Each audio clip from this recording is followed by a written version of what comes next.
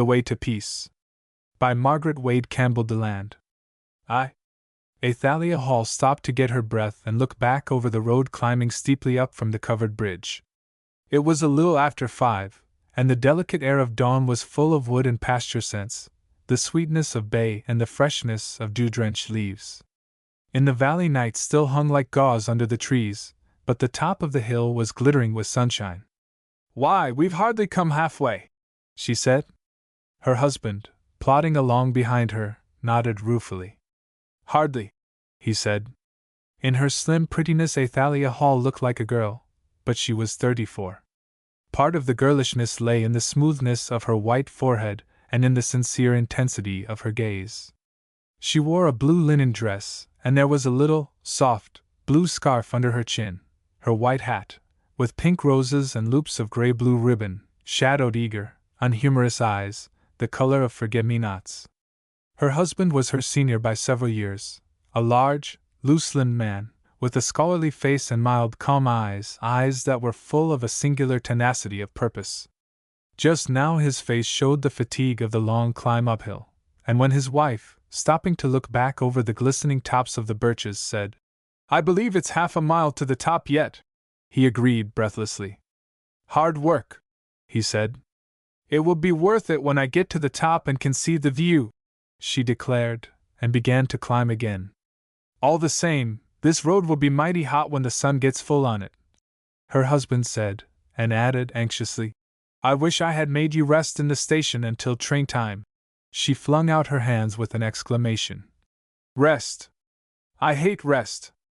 Hold on, and I'll give you a stick," he called to her. "It's a help when you're climbing." He pulled down a slender birch, and setting his foot on it, broke it off at the root. She stopped, with an impatient gesture, and waited while he tore off handfuls of leaves and whittled away the side shoots. "Do hurry, Louis," she said. They had left their train at 5 o'clock in the morning, and had been sitting in the Frosey station, sleepily awaiting the express, when Athalia had had this fancy for climbing the hills so that she might see the view. "It looks pretty steep," her husband warned her. "It will be something to do, anyhow," she said, and added, with a restless sigh, "But you don't understand that, I suppose." "I guess I do, after a fashion," he said, smiling at her. It was only in love's fashion, for really he was incapable of quite understanding her. To the country lawyer of sober piety and granite sense of duty, the rich variety of her moods was a continual wonder, and sometimes a painful bewilderment. But whether he understood the impetuous inconsequence of her temperament, after a fashion, or whether he failed entirely to follow the complexity of her thought, he met all her fancies with a sort of tender admiration. People said that Squire Hall was henpecked. They also said that he had married beneath him. His father had been a judge and his grandfather a minister. He himself was a graduate of a freshwater college, which later, when he published his exegesis on the prophet Daniel, had conferred its little degree upon him, and felt that he was a distinguished son. With such a lineage he might have done better, people said, than to marry that girl, who was the most fickle creature and no housekeeper, and whose people, this they told one another in reserved voices, were play-actors. Athalia's mother, who had been the play-actor, had left her children an example of duty, domestic as well as professional duty, faithfully done. As she did not leave anything else, Athalia added nothing to the Hall fortune, but Louis's law practice, which was hardly more than conveyancing now and then, was helped out by a sawmill which the Halls had owned for 2 generations.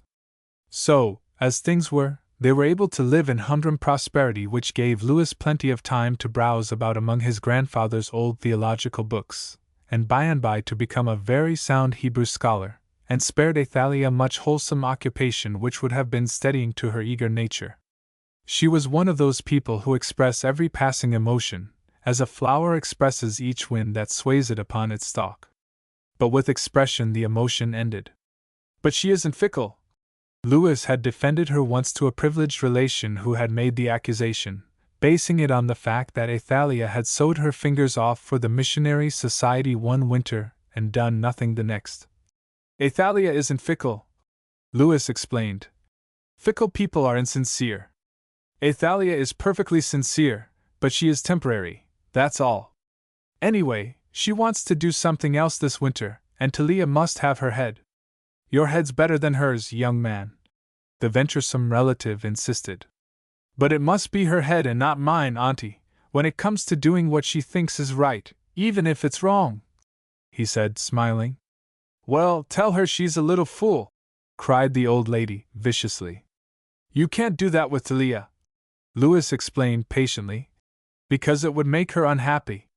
She takes everything so dreadfully hard, she feels things more than other people do. Louis, said the little, old, wrinkled, privileged great-aunt, think a little less of her feelings and a little more of your own, or you'll make a mess of things. Louis Hall was too respectful to tell the old lady what he thought of such selfish advice. He merely did not act upon it. Instead, he went on giving a great deal of thought to Athalia's feelings. That was why he and she were climbing the hill in the dewy silence of this August morning. Athalia had felt that she wanted to see the view, though it would have been better for her to have rested in the station, Louis thought. I ought to have coaxed her out of it, he reproached himself. It certainly was a hard walk, considering that it followed a broken night in the sleeping car. They had left the train at 5 o'clock in the morning, and were sitting in the station awaiting the express when Athalia had this impulse to climb the hill. It looks pretty steep, Louis objected, and she flung out her hands with an impatient gesture. I love to climb, she said. So here they were, almost at the top, panting and toiling, Athalia's skirts wet with dew, and Louis's face drawn with fatigue. Look, she said. It's all open. We can sit down and see all over the world. She left the road, springing lightly through the fringing bay and briars toward an open space on the hillside. There is a gate in the wall, she called out. It seems to be some sort of enclosure. Louis, help me to open the gate. Hurry! What a queer place! What do you suppose it is? The gate opened into a little field bounded by a stone wall. The grass had been lately mowed, and the stubble, glistening with dew, showed the curving swaths of the scythe. Across it, in even lines from wall to wall, were rows of small stakes painted black. Here and there were faint depressions, low, green cradles in the grass. Each depression was marked at the head and foot by these iron stakes, hardly higher than the stubble itself. Shaker's graveyard, I guess, Louis said. I've heard that they don't use gravestones. Peaceful place, isn't it? Her vivid face was instantly grave. Very peaceful. Oh, she added, as they sat down in the shadow of a pine. Don't you sometimes want to lie down and sleep, deep down in the grass and flowers? Well, he confessed, I don't believe it would be as interesting as walking round on top of them. She looked at him in despair. Come now, he defended himself. You don't take much to piece yourself at home. You don't understand, she said passionately. There, little Tay, he said, smiling, and putting a soothing hand on hers. I guess I do, after a fashion. It was very still. Below them the valley had suddenly brimmed with sunshine that flickered and twinkled on the birch leaves or shimmered on somber stretches of pine and spruce. Close at hand, pennyroyal grew thick in the shadow of the wall, and just beyond, mullein candles cast slender bars of shade across the grass. The sunken graves and the lines of iron markers lay before them. How quiet it is, she said in a whisper. I guess I'll smoke, Louis said, and scratched a match on his trousers. How can you? She protested. It is profane. He gave her an amused look, but lighted his cigar and smoked dreamily for a minute. Then he drew a long breath. I was pretty tired, he said, and turned to glance back at the road. A horse and cart were coming in at the open gate. The elderly driver, singing to himself, drew up abruptly at the sight of the two under the pine tree, then drove toward them, the wheels of the cart jolting cheerfully over the cradling graves. He had a sickle in his hand, and as he clambered down from the seat, he said, with friendly curiosity, You folks are out early, for the world's people. Is this a graveyard? Athalia demanded, impetuously. Ye, he said, smiling. It's our burial place. We're Shakers. But why are there just the stakes, without names? Why should there be names? He said whimsically. They have new names now. Where is your community? Can we go and visit it? Yee, but we're not much to see, he said. Just men and women like you. Only we're happy. I guess that's all the difference. But what a difference! She exclaimed, and Lewis smiled.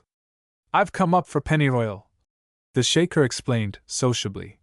It grows thick round here. Tell me about the Shakers, Athalia pleaded. What do you believe? Well, he said, a simple shrewdness glimmering in his brown eyes, if you go to the trustee's house, down there in the valley, Eldress Han'll tell you all about us. And the sisters have baskets and pretty truck to sell, things the world's people like. Go and ask the Eldress what we believe, and she'll show you the baskets. She turned eagerly to her husband. Never mind the 10 o'clock train, Lewis. Let us go. We could take a later train, all right, he admitted. But, oh, please, she entreated joyously. We'll help you pick pennyroyal, she added to the Shaker.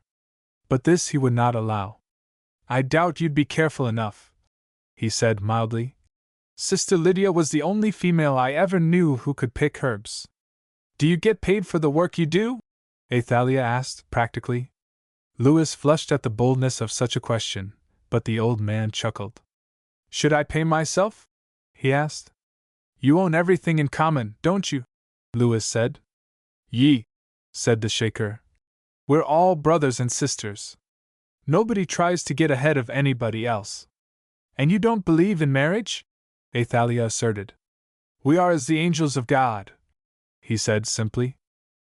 He left them and began to sickle his herbs, with the cheerfully obvious purpose of escaping further interruption. Athalia instantly bubbled over with questions, but Lewis could tell her hardly more of the Shakers than she knew already. No, it isn't free love, he said. They're decent enough. They believe in general love, not particular, I suppose. Talia, do you think it's worthwhile to wait over a train just to see the settlement? Of course it is. He said they were happy. I would like to see what kind of life makes people happy. He looked at the lighted end of his cigar and smiled, but he said nothing. Afterward, as they followed the cart across the field and out into the road, Athalia asked the old herb gatherer many questions about the happiness of the community life, which he answered patiently enough. Once or twice he tried to draw into their talk the silent husband who walked at her side, but Lewis had nothing to say. Only when some reference was made to one of the prophecies did he look up in sudden interest. You take that to mean the judgment, do you? He said. And for the rest of the walk to the settlement the two men discussed the point, the Shaker walking with one hand on the heavy shaft, for the support it gave him, and Lewis keeping step with him.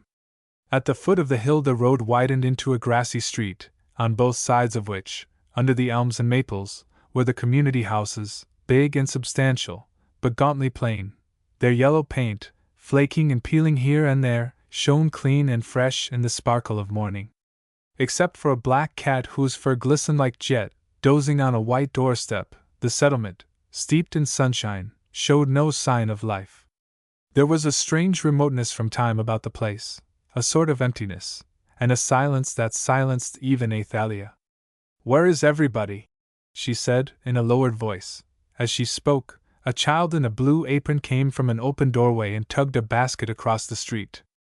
Are there children here?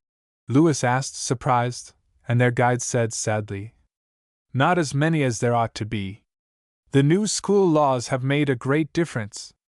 We've only got 2. Folks used to send them to us to bring up. Oftentimes they stayed on after they were of age. Sister Lydia came that way. Well, she tired of us, Lydia did, poor girl. She went back into the world 20 years ago, now. And Sister Jane, she was a bound-out child, too. He rambled on. She came here when she was 6, she's 70 now. What? Lewis exclaimed. Has she never known anything but this? His shocked tone did not disturb the old man. Want to see my herb house? He said. Guess you'll find some of the sisters in the sorting room. I'm Nathan Dale, he added courteously. They had come to the open door of a great, weather-beaten building, from whose open windows an aromatic breath wandered out into the summer air. As they crossed the worn threshold, Athalia stopped and caught her breath in the overpowering scent of drying herbs. Then they followed Brother Nathan up a shaky flight of steps to the loft. Here some elderly women, sitting on low benches, were sorting over great piles of herbs in silence. The silence, apparently, of peace and meditation. 2 of them were dressed like world's people, but the others wore small gray shoulder capes buttoned to their chins, and little caps of white net stretched smoothly over wire frames. The narrow strings inside the frames fitted so close to their peaceful, wrinkled foreheads that no hair could be seen. "I wish I could sit and sort herbs," Athalia said under her breath. Brother Nathan chuckled. "For how long?" he asked, and then introduced her to the 3 workers, who greeted her calmly and went on sorting their herbs. The loft was dark and cool. The window frames, in which there were no sashes, opened wide on the still August fields and woods. The occasional brief words of the sorting women seemed to drop into a pool of fragrant silence. The 2 visitors followed Brother Nathan down the room between piles of sorted herbs, and out into the sunshine again. Athalia drew a breath of ecstasy. "It's all so beautifully tranquil," she whispered, looking about her with blue, excited eyes. "Tay and tranquility," Louis said with an amused laugh. But as they went along the grassy street, this sense of tranquility closed about them like a palpable peace.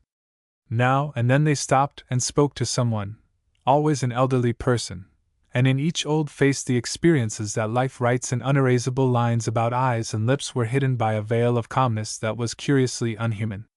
"It isn't canny, exactly," Louis told his wife, in a low voice. But she did not seem to hear him.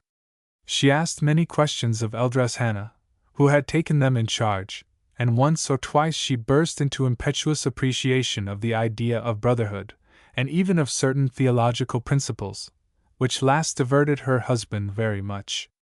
Eldress Hannah showed them the dairy, and the workroom, and all there was to see, with a patient hospitality that kept them at an infinite distance. She answered Louis's questions about the community with a sad directness. There are not many of us now. The world's people say we're dying out. But the Lord will preserve the remnant to redeem the world, young man. When they come in from the world they cast their possessions into the hole. We own nothing for ourselves. Nay, we don't have many come. Brother William was the last. Why did he come? She looked coldly at Athalia, who had asked the question. Because he saw the way to peace. He'd had strife enough in the world. She admitted briefly. Some fall from grace, and leave us. The last was Lydia. She was one of our children, and I thought she was of the chosen. But she was only 30 when she fell away, and you can't expect wisdom at that age. That was nearly 20 years ago. When she has tasted the dregs of the world she will come back to us, if she lives. Eldress Hannah ended. Athalia listened breathlessly, her rapt, unhumorous eyes fixed on Eldress Hannah's still face. Now and then she asked a question, and once cried out that, after all, why wasn't it the way to live? Peace and self-sacrifice and love. Oh, she said, turning to her husband, can't you feel the attraction of it? I should think even you could feel it. I think I feel it, after a fashion, he said mildly. I think I have always felt the attraction of community life. Afterward, when they had left all this somnolent peace and begun the long walk back to the station, he explained what he meant. I couldn't say so before the eldress, but of course there are times when anybody can feel the charm of getting rid of personal responsibility, and that is what community life really means. It's the relief of being a little cog in a big machine. In fact, the very attraction of it is a sort of temptation, to my way of looking at it. But it made me sleepy, he confessed. For once his wife had no reply. She was very quiet on that return journey in the cars, and in the days that followed she kept referring to their visit with a persistence that surprised her husband. She thought the net caps were beautiful. She thought the exquisite cleanness of everything was like a perfume. The perfume of a wild rose, she said ecstatically. She thought that having everything in common was the way to live. And just think how peaceful it is. Well, yes, Louis said. I suppose it's peaceful, after a fashion. Anything that isn't alive is peaceful. But their idea of brotherhood is the highest kind of life. The only fault I have to find with it is that it isn't human," he said mildly. He had no desire to prove or disprove anything. Athalia was looking better, just because she was interested in something, and that was enough for Louis. When she proposed to read a book on Shakerism aloud, he fell into her mood with what was, for him, enthusiasm. He declared he would like nothing better, and he put his daily paper aside without a visible regret. "Well," he admitted, "I must say there's more to it than I supposed. They've studied the prophecies, that's evident. And they're not narrow in their belief. They're really Unitarians." "Narrow?" she said. "They are as wide as heaven itself. And oh, the peace of it! But they are not human," he would insist, smiling. "No marriage, that's not human, little Tay." It was not until 2 months later that he began to feel vaguely uneasy. "Yes, it's interesting," he admitted. "But nobody in these days would want to be a Shaker." To which she replied boldly, "Why not?" That was all, but it was enough. Louis Hall's face suddenly sobered. He had not stumbled along behind her in all her emotional experiences without learning to read the guideposts to her thought. "I hope she'll get through with it soon," he said to himself, with a worried frown. "It isn't wholesome for a mind like Talia's to dwell on this kind of thing." It was in November that she broke to him that she had written Eldress Hannah to ask if she might come and visit the community, and had been answered, "Ye." Louis was silent with consternation. He went out to the sawmill and climbed up into the loft to think it all out alone. Should he forbid it? He knew that was nonsense. In the first place, his conception of the relation of husband and wife did not include that kind of thing. But more than that, opposition would, he said to himself, push her in, not into Shakerism. Talia couldn't be a Shaker to save her life, he thought, with an involuntary smile, but into an excited discontent with her comfortable, prosaic life. No, definite opposition to the visit must not be thought of, but he must try and persuade her not to go. How? What plea could he offer? His own loneliness without her he could not bring himself to speak of. He shrank from taking what seemed to him an advantage. He might urge that she would find it cold and uncomfortable in those old frame houses high up on the hills, or that it would be bad for her health to take the rather wearing journey at this time of year. But he knew too well how little effect any such prudent counsels would have. The very fact that her interest had lasted for more than 3 months showed that it had really struck roots into her mind, and mere prudence would not avail much. Still, he would urge prudence. Then, if she was determined, she must go. "She'll get sick of it in a fortnight," he said, but for the present he must let her have her head, even if she was making a mistake. She had a right to have her head, he reminded himself. "But I must tell those people to keep her warm, she takes cold so easily." He got up and looked out of the window. Below, in the race, there was a jam of logs, and the air was keen with the pungent smell of sawdust and new boards. The whir and thud of the machinery downstairs sent a faint quiver through the planks under his feet. "The mill will net a good profit this year," he said to himself absently. "Talia can have pretty nearly anything she wants." And even as he said it he had a sudden, vague misgiving. If she didn't have everything she wanted, perhaps she would be happier? But the idea was too new and too subtle to follow up, so the result of that troubled hour in the mill chamber was only that he made no very resolute objection to Athalia's acceptance of Eldress Hannah's permission to come. It had been given grudgingly enough. The family were gathered in the sitting room. They had had their supper, the 8 elderly women and the 3 elderly men, all that were left of the community. The room had the austere and shining cleanness which Athalia had called a perfume, but it was full of homely comfort. A blue and white rag carpet in the center left a border of bare floor, painted pumpkin yellow. There was a glittering airtight stove with isinglass windows that shone like square, red eyes.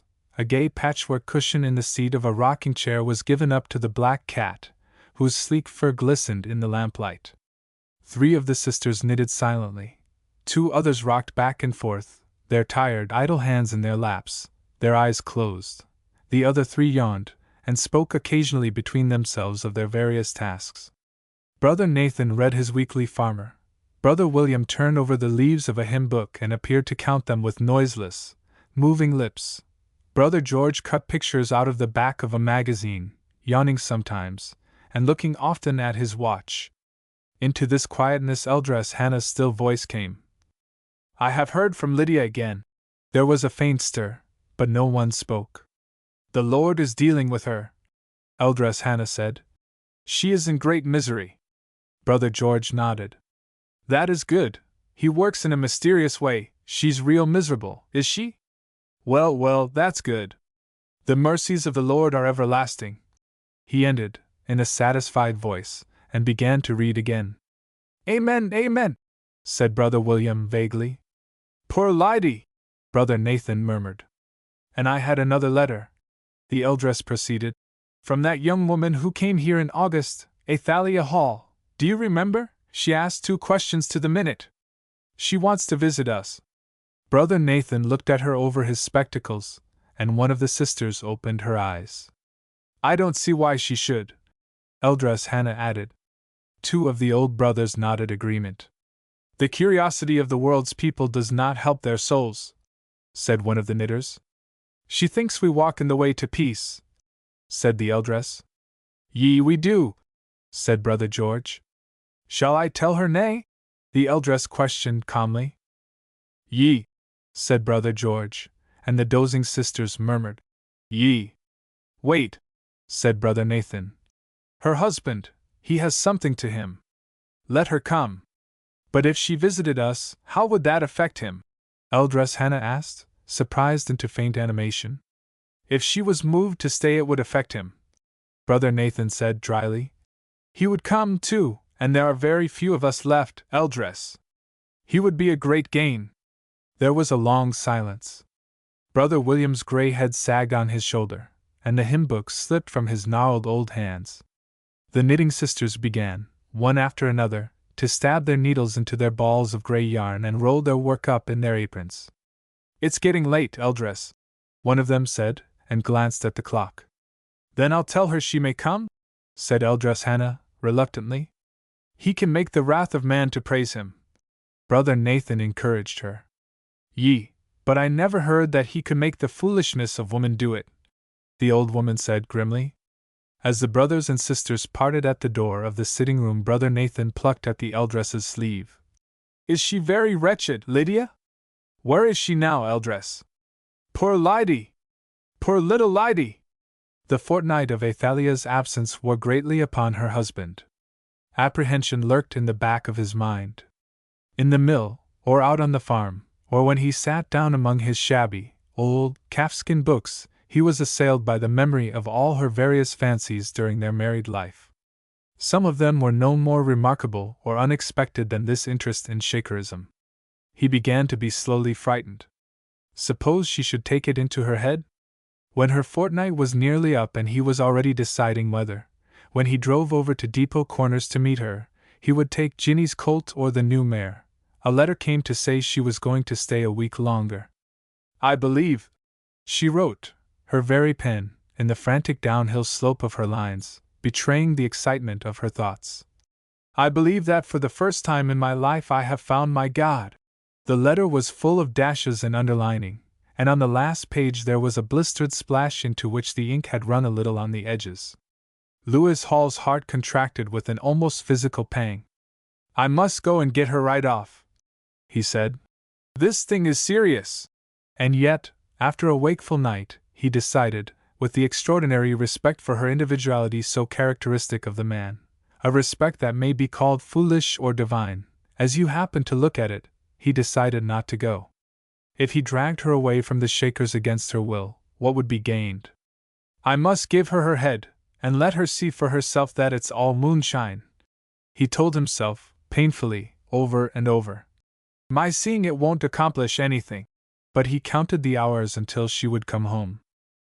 When she came, as soon as he saw her walking along the platform looking for him, while he stood with his hand on Ginny's colt's bridle, even before she had spoken a single word, even then he knew what had happened, the uplifted radiance of her face announced it. But she did not tell him at once. On the drive home, in the dark December afternoon, he was tense with apprehension. Once or twice he ventured some questions about the Shakers, but she put them aside with a curious gentleness, her voice a little distant and monotonous. Her words seemed to come only from the surface of her mind. When he lifted her out of the sleigh at their own door, he felt a subtle resistance in her whole body, and when, in the hall, he put his arms about her and tried to kiss her, she drew back sharply and said, "No, please!" Then, as they stood there in the chilly entry, she burst into a passionate explanation. She had been convicted and converted. She had found her Savior. There, little Tay," he broke in sadly. "Supper is ready, dear." He heard a smothered exclamation. That it was smothered showed how completely she was immersed in a new experience, one of the details of which was the practice of self-control. But, of course, that night they had it out. When they came into the sitting room after supper, she flung the news into his pale face. She wished to join the Shakers. But she must have his consent, she added impatiently, because otherwise the Shakers would not let her come. "That's the only thing I don't agree with them about," she said candidly. "I don't think they ought to make anything so solemn contingent upon the consent of any other human being. But of course, Louis, it's only a form. I have left you in spirit, and that is what counts. So I told them I knew you would consent." She looked at him with those blue, ecstatic eyes, so oblivious to his pain that for a moment a sort of impersonal amazement at such self-centeredness held him silent. But after the first shock he spoke with a slow fluency that pierced Athalia's egotism and stirred an answering astonishment in her. His weeks of vague misgiving, deepening into keen apprehension, had given him protests and arguments which, although they never convinced her, silenced her temporarily. She had never known her husband in this character. Of course, she had been prepared for objections and entreaties, but sound arguments and stern disapproval confused and annoyed her. She had supposed he would tell her she would break his heart. Instead, he said calmly that she hadn't the head for Shakerism. "You've got to be very reasonable, Talia, to stand a community life, or else you've got to be an awful fool. You are either one nor the other." "I believe their doctrines," she declared, "and I would die for a religious belief. But I don't suppose you ever felt that you could die for a thing." "I think I have, after a fashion," he said mildly. "But dying for a thing is easy, it's living for it that's hard. You couldn't keep it up, Athalia, you couldn't live for it." Well, of course, that night was only the beginning. The days and weeks that followed were full of argument, of entreaty, of determination. Perhaps if he had laughed at her. But it is dangerous to laugh at unhumorous people, for if they get angry all is lost. So he never laughed, nor in all their talks did he ever reproach her for not loving him. Once only his plea was personal, and even then it was only indirectly so. "Athalia," he said, "there's only one kind of pain in this world that never gets cured. It's the pain that comes when you remember that you've made somebody who loved you unhappy, not for a principle, but for your own pleasure. I know that pain, and I know how it lasts. Once I did something, just to please myself, that hurt Mother's feelings. I'd give my right hand if I hadn't done it. It's 22 years ago, and I wasn't more than a boy, and she forgave me and forgot all about it. I have never forgotten it. I wish to God I could. Talia, I don't want you to suffer that kind of pain." She saw the implication rather than the warning, and she burst out, angrily, that she wasn't doing this for pleasure, she was doing it for principle. It was for the salvation of her soul. "Athalia," he said solemnly, "the salvation of our souls depends on doing our duty."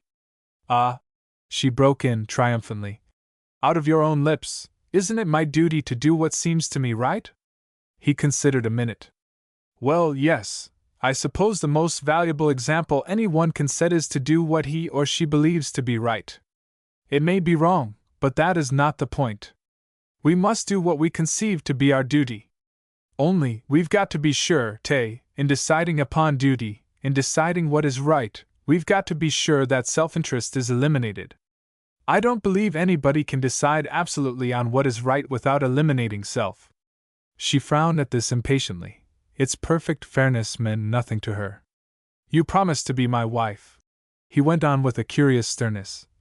"It is obviously right, And so it is your first duty to keep your promise, at least, so long as my conduct does not absolve you from it.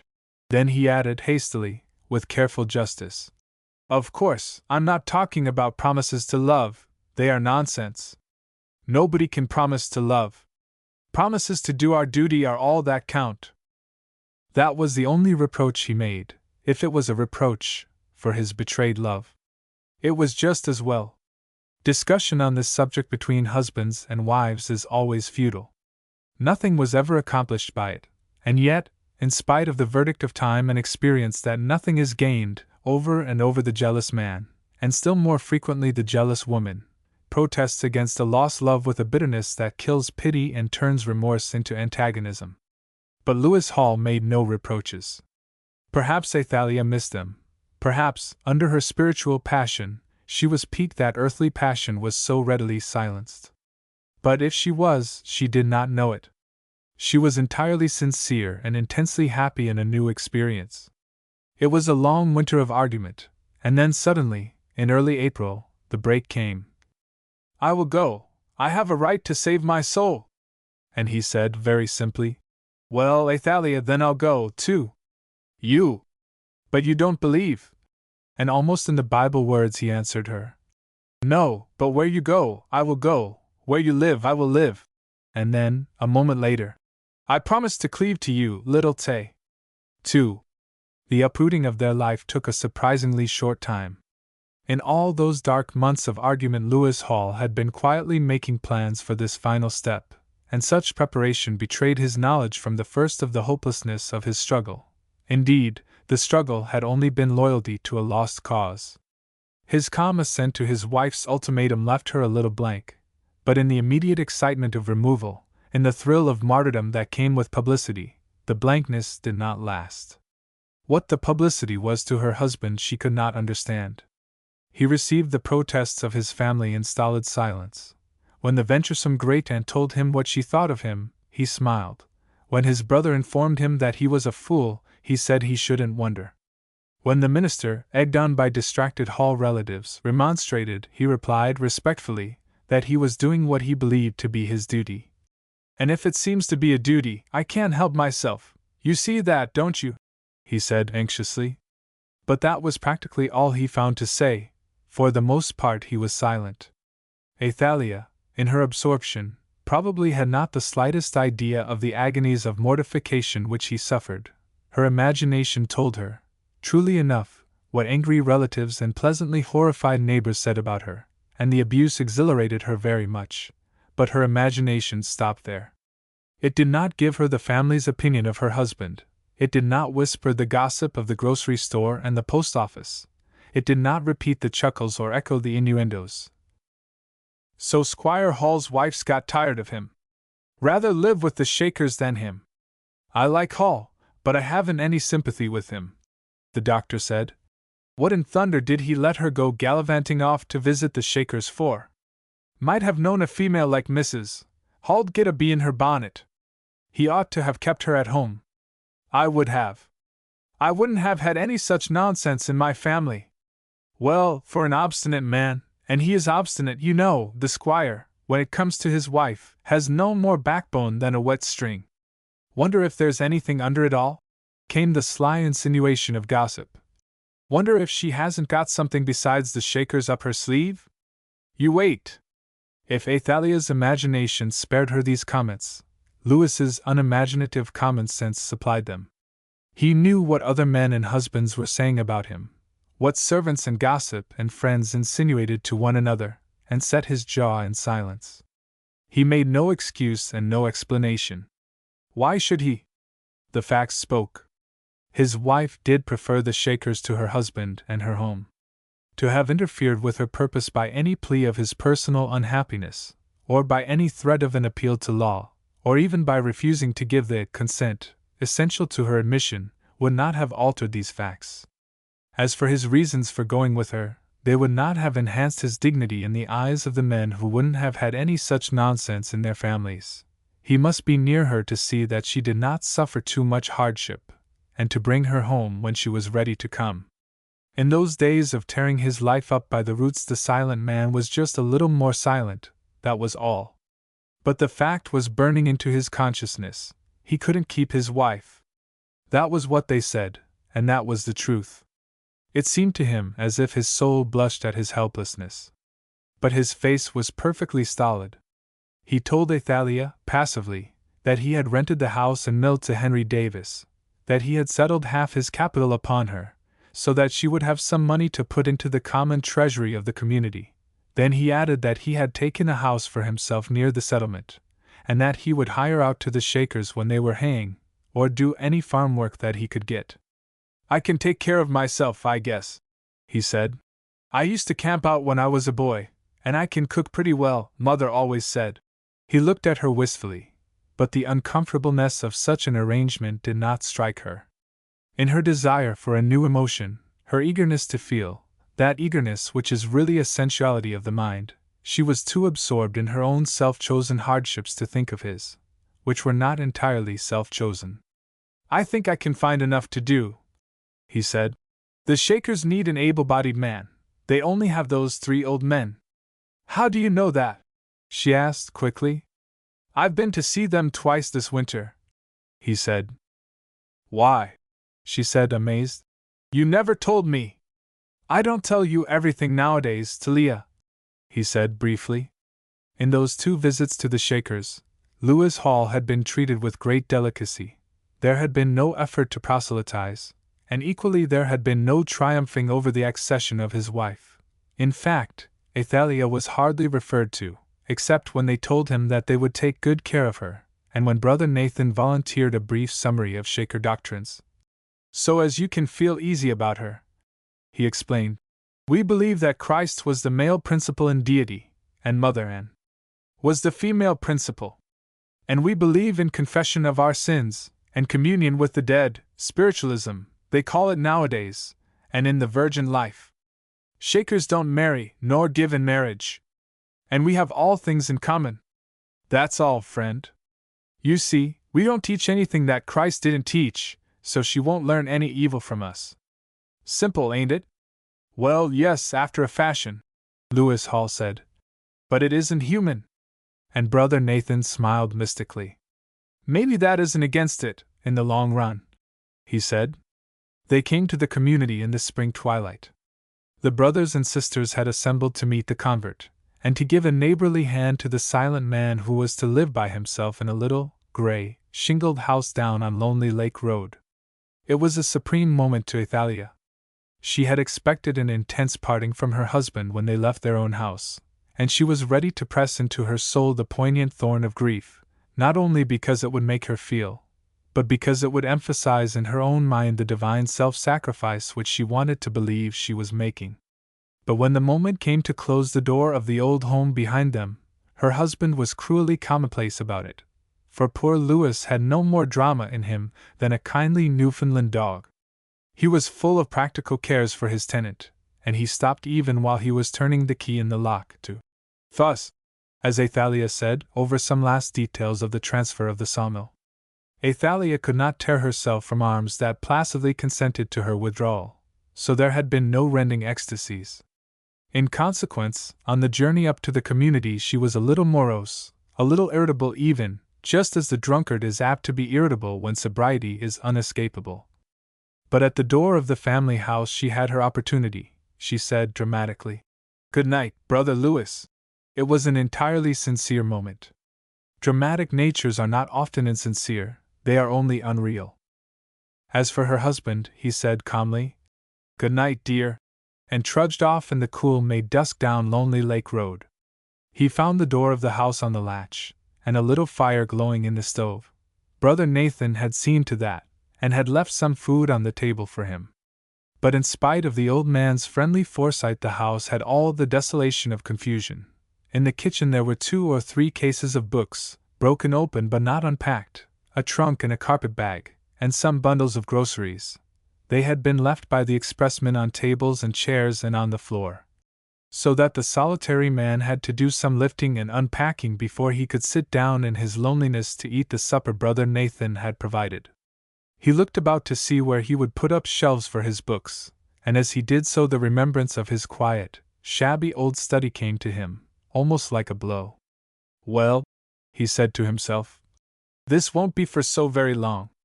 We'll be back again in a year, I guess. Poor little Tay! I shouldn't wonder if it was 6 months. I wonder, can I buy Henry Davis off, if she wants to go back in 6 months? And yet, in spite of his calm understanding of the situation, the wound burned. As he went about putting things into some semblance of order, he paused once and looked hard into the fire. When she did want to go back, let it be in 6 months or 6 weeks or 6 days, would things be the same? Something had been done to the very structure and fabric of their life. Can it ever be the same? He said to himself, and then he passed his hand over his eyes, in a bewildered way. Will I be the same? He said. 3. Summer at the Shaker settlement, lying in the green cup of the hills, was very beautiful. The yellow houses along the grassy street drowsed in the sunshine, and when the wind stirred the maple leaves one could see the distant sparkle of the lake. Athalia had a fancy, in the warm twilights, for walking down Lonely Lake Road, that jolted over logs and across gullies and stopped abruptly at the water's edge. She had to pass Lewis's house on the way, and if he saw her he would call out to her, cheerfully, "Hello, Talia! How are you, dear?" And she, with prim intensity, would reply, "Good evening, Brother Lewis." If one of the sisters was with her, they would stop and speak to him. Otherwise she passed him by in such an eager consciousness of her part that he smiled, and then sighed. When she had a companion, Lewis and the other Shakeress would gossip about the weather or the haying, and Lewis would have the chance to say, "You're not overworking, Talia? You're not tired?" While Athalia, in her net cap and her gray shoulder cape buttoned close up to her chin, would dismiss the anxious affection with a peremptory, "Of course not. I have bread to eat you know not of, Brother Lewis." Then she would add didactically some word of dogma or admonition. But she had not much time to give to Brother Lewis's salvation. She was so busy in adjusting herself to her new life. Its picturesque details fascinated her: the cap, the brevity of speech, the small mannerisms, the occasional and very reserved mysticism, absorbed her so that she thought very little of her husband. She saw him occasionally on those walks down to the lake, or when, after a day in the fields with the 3 old Shaker men, Brother Nathan brought him home to supper. "We Shakers are given to hospitality," he said. "We're always looking for the angel we are going to entertain unawares. Come along home with us, Lewis." And Lewis would plod up the hill and take his turn at the tin washbasin, and then file down the men's side of the stairs to the dining room, where he and the 3 old brothers sat at one table, and Athalia and the 8 sisters sat at the other table. After supper he had the chance to see Athalia and to make sure that she was not looking tired. "You didn't take cold yesterday, Talia? I saw you were out in the rain," he would say. And she, always a little embarrassed at such personal interest, would reply primly, "I am not at all tired, Brother Lewis." Nathan used to walk home with his guests, and sometimes they talked of work that must be done, and sometimes touched on more unpractical things, those spiritual manifestations which at rare intervals centered in Brother William, and were the hope of the whole community. For who could tell when the old man's incoherent muttering would break into the clear speech of one of those heavenly visitants who, in the early days, had descended upon the Shakers, and then, for some divine and deeply mysterious reason, withdrawn from such pure channels of communication, and manifested themselves in the world, but through base and sordid natures. Poor, vague Brother William, who saw visions and dreamed dreams, was, in this community, the torch that held a smoldering spark of the divine fire, and when, in a cataleptic state, his faint intelligence fluttered back into some dim depths of personality, and he moaned and muttered, using awful names with babbling freedom, Brother Nathan and the rest listened with pathetic eagerness for a "Thus saith the Lord," which should enflame the gray embers of Shakerism and give light to the whole world. When Nathan talked of these things he would add, with a sigh, that he hoped some day William would be inspired to tell them something more of Sister Lydia. Once William said, coming, "I think it meant Lydia, but Eldress thought it was Athalia. It was just before she came." Brother Nathan sighed. "I wish it had meant Lydy," he said simply. If Lewis wished it had meant Lydy, he did not say so. And indeed he said very little upon any subject, Brother Nathan did most of the talking. "I fled from the city of destruction when I was 30, he told Louis. "That was just a year before Sister Lydy left us." "Poor Lydy! Poor Lydy!" he said. "Oh, I know the world. I know it, my boy. Do you?" "Why, after a fashion," Louis said, and then he asked, suddenly, "Why did you turn Shaker, Nathan?" "Well, I got hold of a Shaker book that set me thinking. Sister Lydia gave it to me. I met Sister Lydia when she had come down to the place I lived to sell baskets. And she was interested in my salvation, and gave me the book. Then I got to figuring out the prophecies, and I saw Shakerism fulfilled them, and then I began to see that when you don't own anything yourself you can't worry about your property.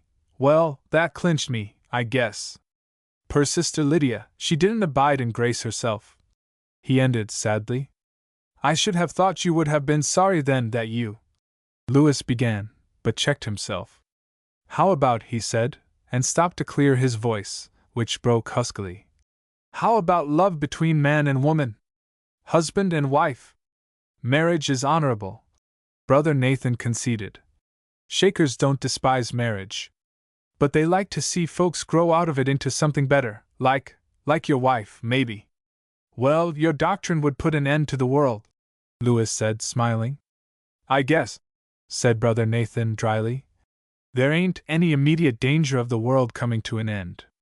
"I'd like to see that book," Louis said, when they parted at the pasture bars where a footpath led down the hill to his own house. And that night Brother Nathan had an eager word for the family. "He's asked for a book," he said. The eldress smiled doubtfully, but Athalia, with a rapturous upward look, said, "May the Lord guide him!" Then added practically, "It won't amount to anything. He thinks Shakerism isn't human." "That's not against it, that's not against it," Nathan declared, smiling.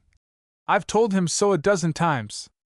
But Athalia was so happy that first year, and so important, that she did not often concern herself with the welfare of the man who had been her husband. Instead, it was early in April, he concerned himself with hers. He tried, tentatively, to see if it wasn't almost time for Athalia to get through with it. Of course, afterward, Sister Athalia realized, with chagrin, that this attempt was only a forerunner of the fever that was developing, which in a few days was to make him a very sick man. But for the moment his question seemed to her a temptation of the devil, and, of course, resisted temptation made her faith stronger than ever. It was a deliciously cold spring night. Louis had drawn the table, with his books on it, close to the fire to try to keep warm, but he shivered, even while his shoulders scorched, and somehow he could not keep his mind on the black, rectangular characters of the Hebrew page before him. He had been interested in Brother Nathan's explanation of Hosea's forecasting of Shakerism, and he had admitted to himself that, if Nathan was correct, there would be something to be said for Shakerism. The idea made him vaguely uneasy, because that something might be so conclusive but he could not face such a possibility. He wanted to dig at the text so that he might refute Nathan, but somehow that night he was too dull to refute anybody. And by he pushed the black-lettered page aside, and crouching over the fire, held out his hands to the blaze. He thought vaguely of the big fireplace in the old study, and suddenly, in the chilly numbness of his mind, he saw it, with such distinctness that he was startled. Then, a moment later, it changed into the south chamber that had been his mother's bedroom. He could even detect the faint scent of rose geranium that always hung about her. He noticed that the green shutters on the west windows were bowed, and from between them a line of sunshine fell across the matting on the floor and touched the four-poster that had a chintz spread and valance. How well he knew the faded roses and the cockatoos on that old chintz! Over there by the window he had caught her crying that time he had hurt her feelings. Just for his own pleasure. The old stab of this thought pierced through the feverish mists and touched the quick. He struggled numbly with the visualization of fever, brushing his hot hand across his eyes and trying to see which was real, the geranium-sweet south chamber or the chilly house on Lonely Lake Road. Athalia had given him pain in that same way, just for her own pleasure. Poor little Tay! He was afraid it would hurt her, some day, when she realized it. Well, when she came to herself, when she got through her playing at Shakerism, he must not let her know how great the pain had been. She would suffer too much if she should understand his misery, and Athalia didn't bear suffering well. But how long she had been getting over Shakerism! He had thought it would only last 6 months, and here it was a year. Well, if Nathan's reading of the prophecies was right, then Athalia would never get over it. She ought never to get over it. Then what would become of the farm and the sawmill? And instantly everything was unreal again. He could hear the hum of the driving wheel and the screech of the saw tearing through a log.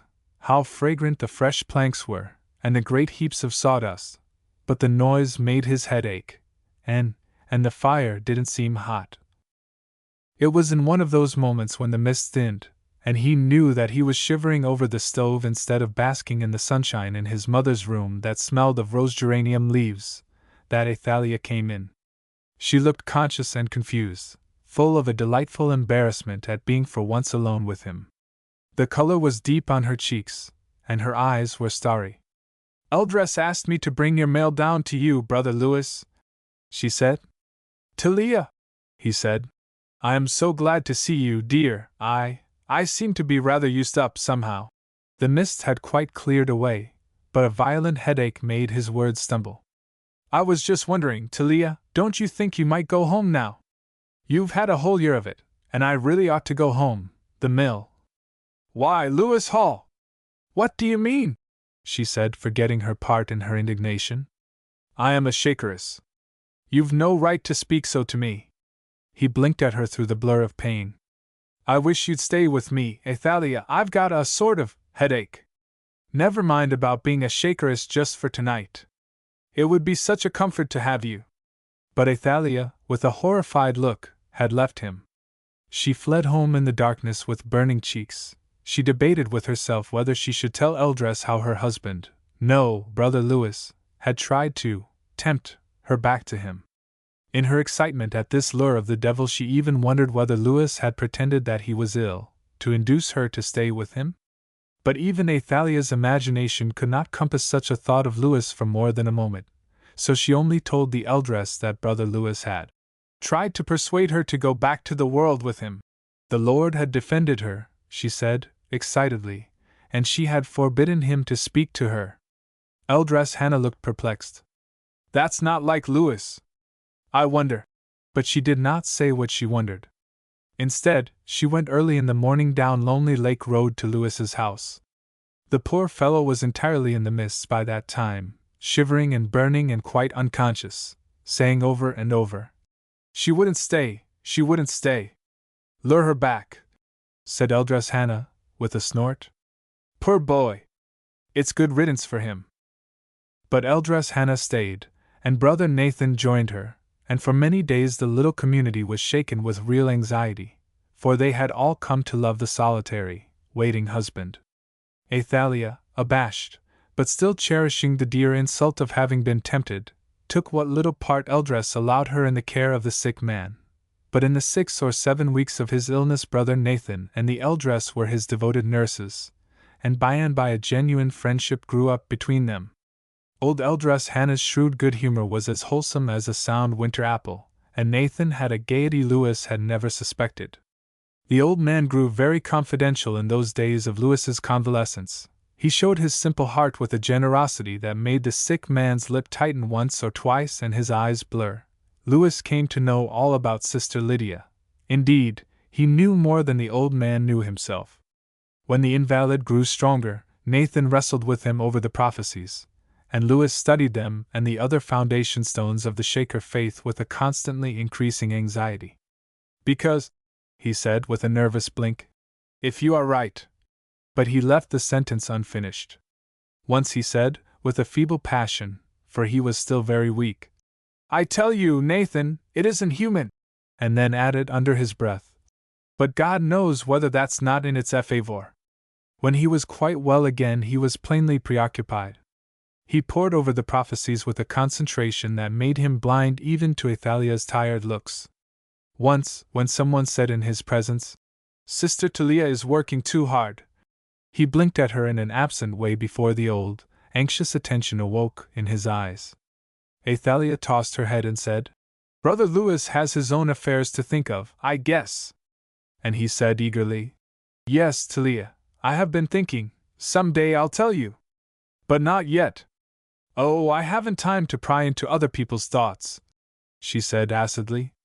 And indeed, just then her time was very full. She was enormously useful to the community that second winter. Her young power and strength shone out against the growing weariness of the old sisters. Athalia's capable, Eldress Hannah said, and the other sisters said, Ye, and smiled at one another. She is useful, Sister Jane declared. Do you know, she got through the churning before 9? I'd have been at it until 11. Athalia is like one of those candles that have a streak of soft wax in 'em, Eldress Hannah murmured. But she's useful, as you say, Jane. In January, when the Eldress fell ill, Athalia was especially useful. She nursed her with a passion of faithfulness that made the other sisters remonstrate. You'll wear yourself out, Athalia. You haven't had your clothes off for 3 days and nights. The Lord has upheld me, and his right hand has sustained me, Athalia quoted, with an uplifted look. Ye, old Jane assented. But he likes sense, Athalia, and there ain't any reason why 2 of us shouldn't take turns settin' up with her tonight.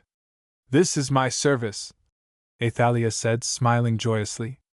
Eldress Hannah, lying with closed eyes, said suddenly, Athalia, don't be foolish and conceited. You go right along to your bed, Jane, and Mary'll look after me. It took Athalia a perceptible minute to get herself in hand sufficiently to say, meekly, Ye, Eldress. When she had shut the door behind her with perhaps something more than Shaker emphasis, the Eldress opened her eyes and smiled at old Jane. She's smart, she said. Ye, said Sister Jane, and there was a little chuckle. The sick woman closed her eyes again and sighed. What a nurse Lydia was, she said, and added suddenly, How is Nathan getting along with Louis? There isn't much more time, I guess, she ended mildly. She won't last it out another summer. She's done better than I expected to stay till now, Jane said, and the Eldress nodded. But it was, perhaps, a natural result of Athalia's abounding energy that toward the end of that second winter in the Shaker village she should grow irritable. The spring work was very heavy that year. Brother William was too feeble to do even the light, pottering tasks that had been allotted to him, and his vague babblings about the spirits ceased altogether. In April old Jane died, and that put extra burdens on Athalia's capable shoulders. But I notice I don't get anything extra for my work, not even thanks, she told Louis sharply, and forgot to call him brother. She had walked down Lonely Lake Road and stopped at his gate.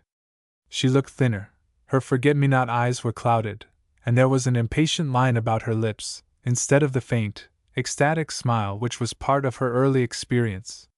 Yes, there's lots of work to be done, he agreed. But when people do it together. What do you think? She interrupted him, her lip drooping a little in a half-contemptuous smile. They've heard again from that Sister Lydia who ran away. You know who I mean, Brother Nathan is always talking about her. They think she'll come back. I should say good riddance. Though of course if it's genuine repentance I'll be glad. Only I don't think it is. How pleased Nathan will be, Louis said. Oh, he's pleased. He's rather too pleased for a Shaker, it strikes me. Louis frowned. There is joy in the presence of the angels, he reminded her, gravely. Angels, she said with a laugh. I don't believe so much in the angels as I did before I knew so much about them. I understand that when this angel comes back I am to give up my room to her, if you please, because it used to be hers. Oh, I'm of no importance now, Louis, she broke off, suddenly. Who has our house this year? Davis. He wants to release it in May. He just takes it by the year, doesn't he? She asked. He nodded. Wants a 5-year lease next time. Well, don't give it to him, she said, and added, frowning. You ought to go back yourself, you know. It's foolish for you to be here. Why, it's almost 2 years. Time flies, he said, smiling. She laughed and sighed. Yes, I mean, indeed it does. I was just thinking, Louis, we've been married 10 years. No, 8 years. We were married just 8 years, he said soberly. The color flew into her face. Oh, we were married 8 years when I came in. He looked at her with great tenderness. Athalia, I have to confess to you that when you came I didn't think it would last with you. I distrusted the Holy Spirit. And I came, myself, against my will, as you know. But now I begin to think you were led, and perhaps you have led me. Athalia gave a little gasp. What? I am not sure yet, he said. You said Shakerism was unhuman, Athalia protested, with a thrill of panic in her voice. Ah, he cried, his voice suddenly kindling. You know what Nathan is always saying, that's not against it. Athalia, its unhumanness, as you call it, is why I think it may be of God. The human in us must give way to the divine. First that which is natural, then that which is spiritual. I don't understand, she said faintly. You are not a Shaker? No, he said. Not yet. But perhaps some day. I am trying to follow you, Athalia. She caught her breath with a frightened look. Follow me? Then she burst out crying. Why, Tay, he said, bewildered. What is it, dear? But she had left him, stumbling blindly as she walked, her face hidden in her hands. Louis went back into his house, and lighting his lamp, sat down to pore over one of Brother Nathan's books. He was concerned, but he smiled a little. It was so like Athalia to cry when she was happy. He did not see his wife for several days. The eldra said Sister Talia was not well, and Louis looked sorry, but made no comment. He was a little anxious, but he did not dwell upon his anxiety. In the next few days he worked hard all day in Brother Nathan's herb house, where the air was hazy with the aromatic dust of tansy and pennyroyal, then hurried home at night to sit down to his books, so profoundly absorbed in them that sometimes he only knew that it was time to sleep because the dawn fell white across the black-lettered page. But one night, a week later, when he came home from work, he did not open his Bible. He stood a long time in his doorway, looking at the sunset, and, as he looked, his face seemed to shine with some inner light. The lake was like glass. High in the upper heavens thin golden lines of cloud had turned to rippling copper. The sky behind the black circle of the hills was a clear, pale green, and in the growing dusk the water whitened like snow. Glass mingled with fire. He murmured to himself. Yes, great and marvelous are thy works, Lord God Almighty. Just and true are thy ways, thou King of saints. And what more marvelous work than this wonder of his own salvation? Brought here against his will, against his judgment. How he had struggled against the Spirit. He was humbled to the earth at the remembrance of it. If I had my way, we wouldn't have walked up the hill from the station that morning. The flushing heavens faded into ashes, but the solemn glow of half-astonished gratitude lingered on his face. Louis, someone said in the darkness of the lane. Louis! Athalia came up the path swiftly and put her hands on his arm. Louis, I want to go home, she sobbed as she spoke. He started as if she had struck him. Louis, let us go home. The flame of mystical satisfaction went out of his face as a lighted candle goes out in the wind. There isn't any home now, Athalia, he said with a somber look. There's only a house. Come in, he added heavily. We must talk this out. She followed him, and for a moment neither of them spoke. He fumbled about in the warm darkness for a match, and lifting the shade, lighted the lamp on the table. Then he looked at her. Athalia, he said in a terrified voice. I am a Shaker. No, she said. She grew very white, and sat down, breathing quickly. Then the color came back faintly into her lips. Don't say it, Louis, it isn't true. It can't be true. It is true, he said with a groan. He had sunk into a chair, and his face was hidden in his hands. What are we going to do? He said hoarsely. Why, you mustn't be, she cried. You can't be, that's all. You can't stay if I go. I must stay, he said. There was a stunned silence. Then she said in an amazed whisper. What? You don't love me any more? Still he was silent. You don't love me, she said, as if repeating some astounding fact, which she could not yet believe. He seemed to gather his courage up. I have. He tried to speak, faltered, went on. I have the kindliest feelings toward you, Talia. His last word was in a whisper. Stop! She protested, with a frightened look. Oh, stop, don't say that! He did not speak, and suddenly, looking at his fixed face, she cried out violently. Oh, why did I go up to the graveyard that day? Why did you let me? She stared at him, her forget-me-not eyes dilating with dismay. It all came from that. If we hadn't walked up the hill that morning. He was speechless. Then, abruptly, she sprang to her feet, and running to him, knelt beside him and tried to pull down the hands in which he had again hidden his face. Louis, it's I, Tay. You don't feel kindly to me? Louis, you haven't stopped loving me?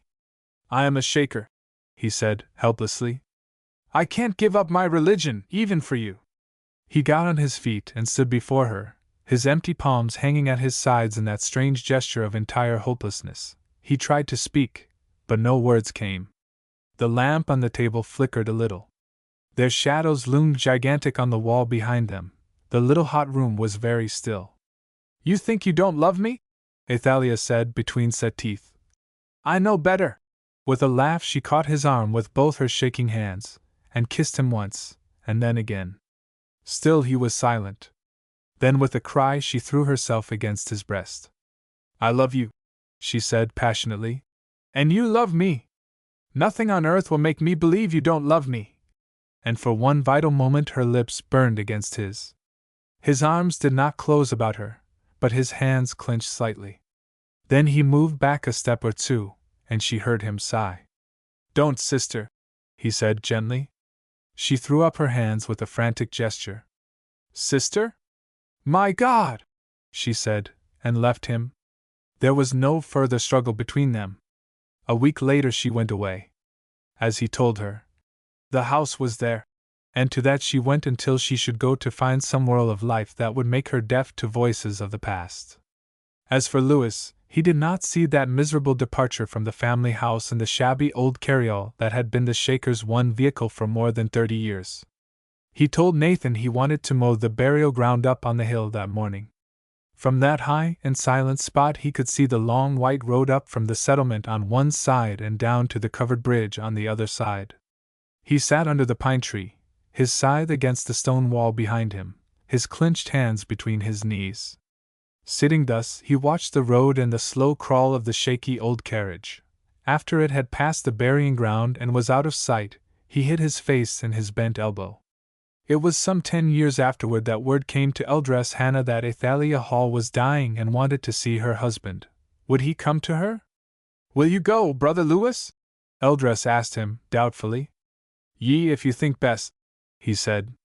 I do think best, the old woman said. He went, a bent, elderly man in a grey coat, threading his wavering way through the noisy buffet of the streets of the city where Athalia had elected to dwell. He found her in a gaudy hotel, full of the glare of pushing, hurrying life. He sat down at her bedside, a little breathless, and looked at her with mild, remote eyes. Do you forgive me, Louis? She said. I have nothing to forgive, sister, he told her. Don't call me that, she cried, with feeble passion. He looked a little bewildered. Ye, he said. I forgive you. Oh, Louis, Louis, Louis, she mourned. This is what I have done. She wept pitifully. His face grew vaguely troubled, as if he did not quite understand. Then, abruptly, the veil lifted, his eyes dilated with pain.